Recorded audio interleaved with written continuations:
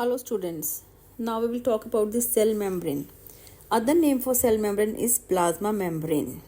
ये सेल की outer covering होती है and it is very thin and flexible. ये सेल और उसके अंदर के कंटेंट को प्रोटेक्ट करती है. It is selectively permeable. It means ये कुछ ही सब्सटेंसेस को अंदर और बाहर जाने देती है और कुछ को रोक देती है. जैसे कि ऑक्सीजन और कार्बन डाइऑक्साइड जैसी गैसेस मेम्ब्रेन के थ्रू मूव करती हैं. लंग्स में एल्वुलाई की मेम्ब्रेन के अक्रॉस गैसेस का एक्सचेंज भी इसी प्रिंसिपल से होता है. सेल मेम्ब्रेन सेल के अंदर और बाहर सब्सटेंसेस की मूवमेंट को कंट्रोल करती है.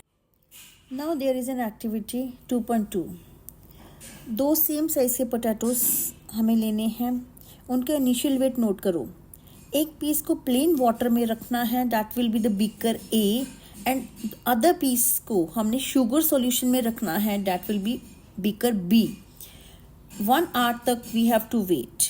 दोनों पीसेस का फाइनल वेट नोट करना है. इनिशियल और फाइनल वेट को हमने कंपेयर करना है. Then what we will observe from this experiment that we have put one piece of potato in plain water and other piece of potato in salt water.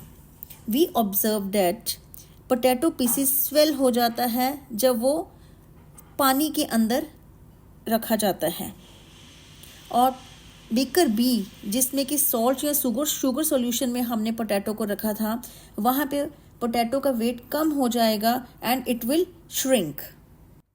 Now what we infer from this experiment.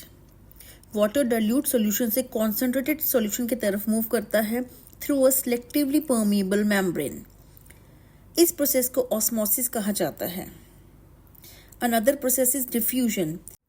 Particles high concentration से low concentration की तरफ move करते हैं. इस process को diffusion कहा जाता है. Now there are 3 types of solutions: isotonic, hypotonic and hypotonic.